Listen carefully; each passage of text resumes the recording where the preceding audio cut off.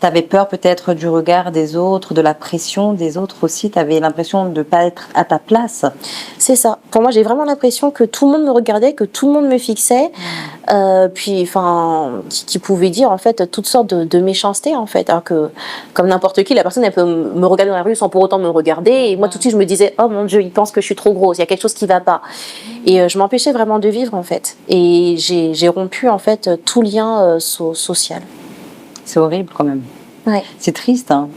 Et de dire, toi encore, tu as réussi à t'en sortir aujourd'hui au travers de tes expériences artistiques, professionnelles, mais dire qu'il y a des gens qui sont encore dans cette phase-là, c'est compliqué en fait, de réussir à s'en sortir, de réussir à vivre quand on a toute cette pression-là et aussi cette estime de soi qui n'est pas à notre faveur.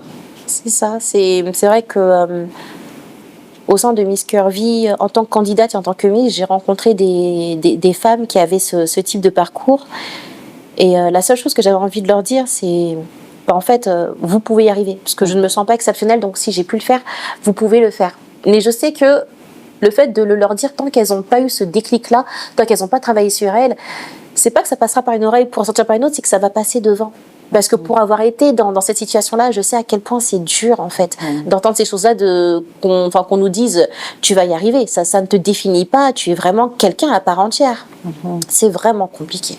C'est pas évident. Non. D'aller au-delà de ce que toi tu penses de toi-même en fait. C'est ça. C'est ça en fait le combat d'une vie, c'est toi et toi-même parce que c'est toi qui es face à ton miroir, c'est toi qui es face à cette réalité-là au quotidien et il n'y a que toi qui es capable de dépasser cette réalité-là en t'encourageant ou sinon en faire une réelle problématique au quotidien. Exactement. C'est sortir de sa zone de confort, comprendre que en fait on doit vivre malgré le regard des autres et surtout qu'ils ne doivent pas avoir d'impact en fait sur nous. Exactement. Que même les mots qu'on, surtout aujourd'hui avec l'avènement des réseaux sociaux, voilà, toutes sortes d'agressions verbales est tellement gratuite et de se dire je vais vivre au-delà. C'est l'une des peurs que j'avais en tant que candidate, c'est de me dire effectivement quand on a l'obligation de poster les photos et les vidéos de ce qu'on fait, je me suis dit je vais avoir des insultes, des gens qui vont me dire mais va te cacher, mais qu'est-ce que tu fais en fait?